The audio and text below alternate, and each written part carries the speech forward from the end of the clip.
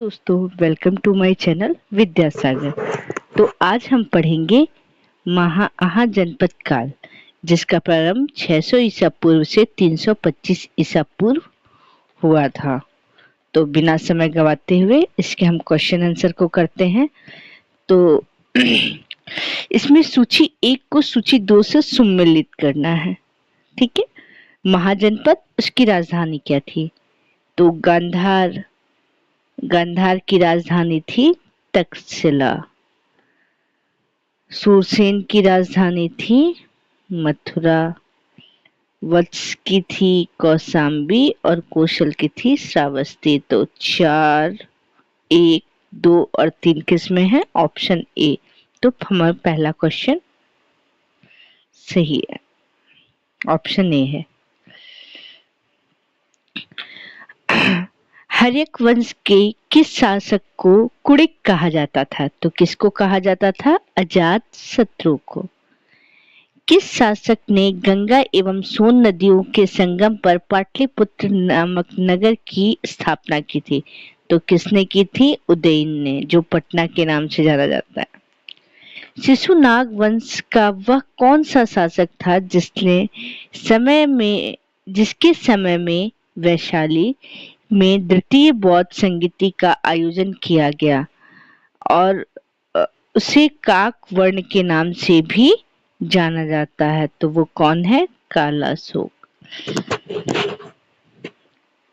323 ईसा पूर्व में सिकंदर महान की मृत्यु हुई थी। कहाँ हुई थी सिकंदर महान की? बेबीलोन में। सिकंदर महान एवं पोरस पूर्व की सेनाओं में निम्नलिखित में से किस नदी के आमने सामने वाले तटों पर पड़ाव डाला था? तो सबको पता है ये कौन सी नदी थी? झेलम। ठीक है, आगे क्वेश्चन देखते हैं। किस प्रकार का अमृत बांड भारत में द्वितीय नगरीकरण शहरीकरण के प्रारंभ का प्रतीक माना जाता है? तो उत्तरी काले पालिशकृत बर्तन। पाली ग्रंथों में गांव के मुखिया को क्या कहा जाता था? कहा गया है, क्या कहा गया है? भोजक या ग्राम भोजक। फिर नेक्स्ट,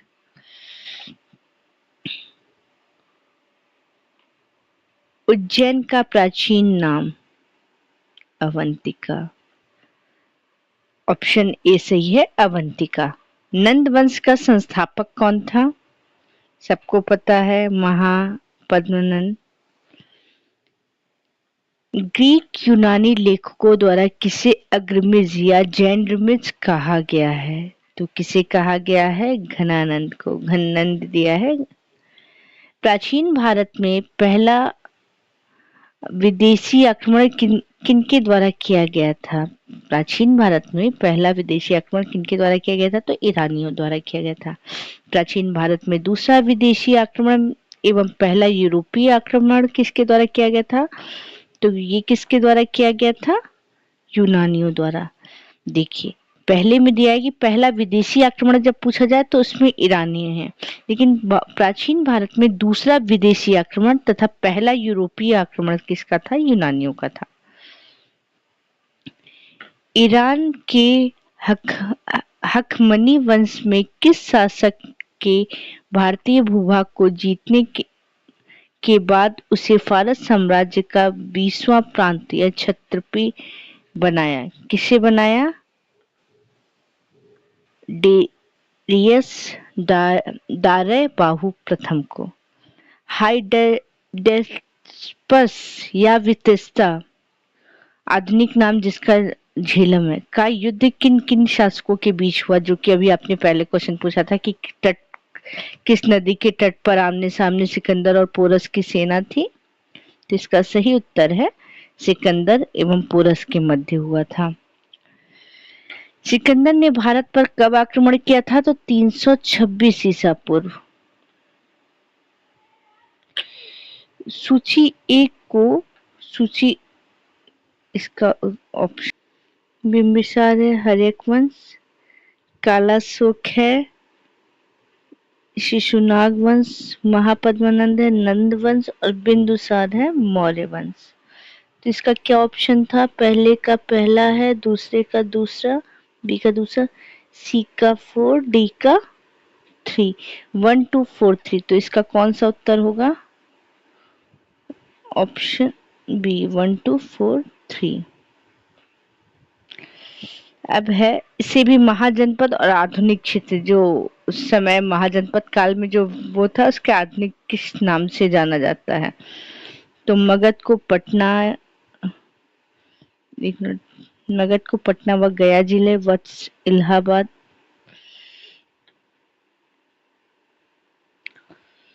वत्स इलाहाबाद, कौशल अवध और अवंती मालवा। 18 का ए। मगध की प्रथम प्रधान राजधानी कौन सी थी? मगध की प्रथम राजधानी कौन सी थी? गिरिव्रज राजगृह थी। किस शासक द्वारा सर्वप्रथम पाटलिपुत्र का राजधानी के रूप में चयन किया गया? तो किसका किया गया था? उदयन का। 16 जनपदों की सूची उपलब्ध है अगर अंगुत्तर निकाय में। 16 जनपदों की सूची उपलब्ध है अंगुत्तर निकाय में। निम्नलिखित में से मगध का कौन सा राजा सिकंदर महान के समकालीन था? तो कौन सिकंदर के समकालीन था? घनानंद। प्रथम मगध साम्राज्य का उत्कर्ष प्रथम मगध साम्राज्य का उत्कर्ष किस सदी में हुआ था? तो किस सदी में हुआ था? 6ठी सदी ईसा पूर्व। सिकंदर की भारत में सफलता के निम्न कारण थे। क्या क्या कारण थे? कि भारत में तब कोई केंद्रीय सत्ता नहीं थी, उसमें सेना श्रेष्ठ प्रकार की थी, उसे देशद्रोही भारतीय शासकों का सहयोग मिला तथा वह एक अच्छा प्रशासक था। यानी ये चारों, यानी ऑप्शन डी। सूची एक को सूची दो के साथ सम्मिलित करना है। तो राजा है, राज्य है। तो ये प्रद्योत कहाँ के थे? अवंती के राज्य था उनके पास, अवंती राज्य के राजा थे। उदयन वत्स राज्य के राजा थे। प्रसेनजीत कौशल के थे तथा अजात शत्रु मगध के थे। ठीक है, तो इसका होगा 3 2 4 और 1, यानी ऑप्शन सी। अभिलेखीय साक्ष्य से प्रकट होता है कि नंद राजा के आदेश से एक नहर खोदी गई थी। कौन सी? कलिंग में। पहला ईरानी शासक जिसे भारत के कुछ भागों में को अपने अधीन किया था वह कौन था? डेरियस। मगध के राजा अजातशत्रु का सदैव किन गणराज्य के साथ युद्ध रहा? तो कौन सा गणराज्य था? वज्जी संघ वैशाली। वज्जी संघ के विरुद्ध मगध राज्य के किस शासक ने प्रथम बार रथ मूसल, एक ऐसा रथ जिसमें गदा जैसा हथियार जुड़ा था, तथा महाशिलाकंटक पत्थर फेंकने वाला एक युद्ध यंत्र नामक गुप्त हथियारों का प्रयोग किया? तो किसने किया था? अजात शत्रु ने। नंद वंश का अंतिम सम्राट कौन था? तो नंद वंश का अंतिम सम्राट घनानंद था।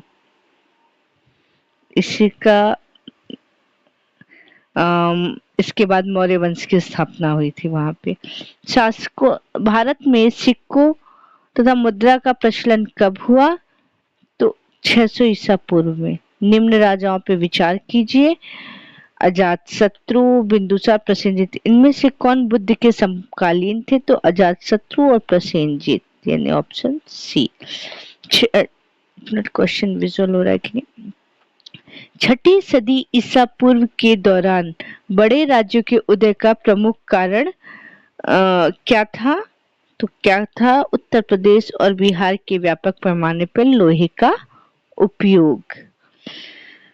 मगध सम्राट बिंबिसार ने अपने राज्य वैद्य जीवक को किस राज्य के राजा की चिकित्सा के लिए भेजा था? तो अवंती के। किस शासक ने अवंती को जीतकर मगध का हिस्सा बना लिया था? तो किसने बना लिया था? शिशुनाग ने। किस मगध सम्राट ने अंग का विलय अपने राज्य में कर लिया था? तो बिंबिसार ने। शिशुनाग के शिशुनाग ने किस राज्य का विलय मगध साम्राज्य में नहीं किया? तो किसका विलय मगध साम्राज्य में नहीं किया था? तो वो है काशी। काशी और लिच्छवी का विलय मगध साम्राज्य में किसने किया था? तो ये अजातशत्रु ने किया था। मगध साम्राज्य के बारे में कौन सा सही नहीं है? तो इनमें से कोई नहीं। तो पढ़ लेते एक बार। पुराणों एवं महाकाव्यों के अनुसार इसकी स्थापना वृद्धरथ ने की थी। गलत। महापद्मनंद ने इससे सर्वाधिक विस्तार प्रदान किया था तथा एक मिनट सर्वछत्रांतक क्षत्रियों का अंत करने वाला इकराट की उपाधि धारण की थी तथा गिरिव्रज, राजगृह, पाटलिपुत्र एवं वैशाली क्रमशः इसकी 4 राजधानियां बनी। तो इनमें से कोई भी मगध साम्राज्य के बारे में सही नहीं है। आगे चलते हैं। सिकंदर के आक्रमण के समय उत्तर भारत में निम्नलिखित राजवंशों में से किस एक का शासन था? किसका शासन था? तो नंद वंश का शासन था। निम्नलिखित में से कौन सा एक ईसा पूर्व 6ठी शताब्दी के प्रारंभ में भारत का सर्वाधिक शक्तिशाली नगर राज्य था? तो कौन था?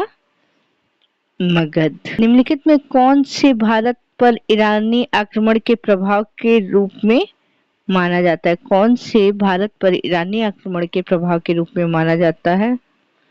तो क्या खरोष्ठी लिपि का प्रचार, अभिलेख उत्कीर्ण करने की कला का प्रचार, ईरानियों की छत्र प्रणाली का प्रचार, घंटा आकार के गुम्बद की कला का प्रचार तथा स्त्री अंगरक्षकों की नियुक्ति। यानी भारत पर ईरानी आक्रमण का ये 5 प्रभाव है। ठीक है। निम्न में से कौन सा एक सिकंदर के आक्रमण का प्रभाव नहीं था? उसे भारत को यूनान की रियासत बनाई, यह प्रभाव नहीं था। निम्नलिखित में से किस राज्य में गणतंत्रात्मक शासन व्यवस्था नहीं थी? तो किस राज्य में नहीं थी? मगध में। वहां गणतंत्रात्मक ये होता है कि वहां पे राजा का बेटा राजा नहीं बनता, जनता द्वारा चुना गया एक प्रतिनिधि को राजा बनाया जाता था। तो वहां पे मगध में गणतंत्रात्मक शासन व्यवस्था नहीं थी। 45 में निम्नलिखित में से किसे सेनिया नियमित और स्थानीय सेना रखने वाला है? अब ये भी क्वेश्चन आ सकता है, सेनिया क्या होता था? नियमित और स्थायी सेना रखने वाला कहा जाता था। किसे कहा जाता था? बिंबिसार को। निम्नलिखित में से किसे उग्रसेन भयानक सेना का स्वामी कहा जाता था? तो किसे कहा जाता था? महापद्मनंद को।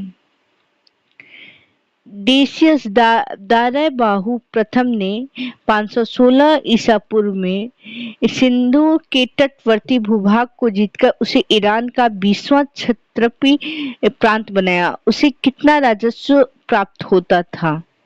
उसे कितना राजस्व प्राप्त होता था? तो ये 360 टैलेंट। निम्नलिखित में से कौन सिकंदर के साथ भारत आने वाला इतिहासकार नहीं था? नहीं है ना? हाँ, इसका इतिहासकार नहीं था। तो कौन नहीं था? हेरोडोटस। महाजनपद काल में श्रेणियों के संचालन को कहा जाता था। तो क्या कहा जाता था इसे? श्रेष्ठिन। गृहपति का अर्थ क्या होता था? धनी किसान। अच्छा, अब सूची का सुमेलन करना है। ये भी 2 पार्ट में दिया हुआ है। एक अब देखते हैं कैसे होता है।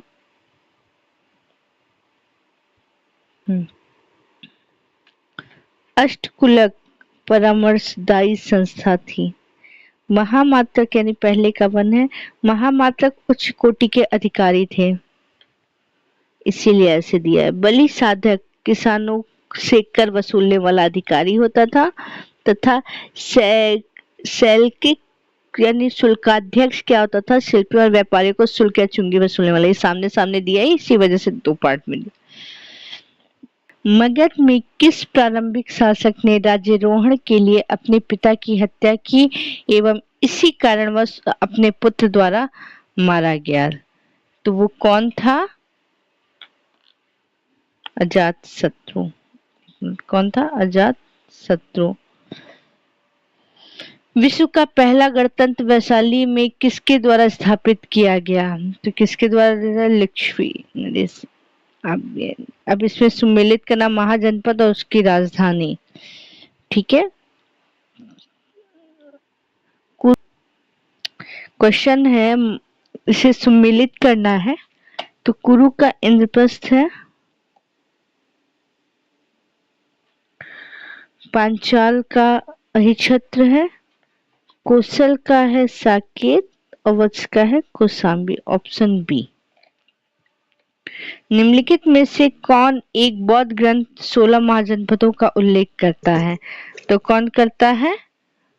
अंगुत्तर निकाय। 6ठी शताब्दी ईसा पूर्व का मत्स्य महाजनपद स्थित था राजस्थान में।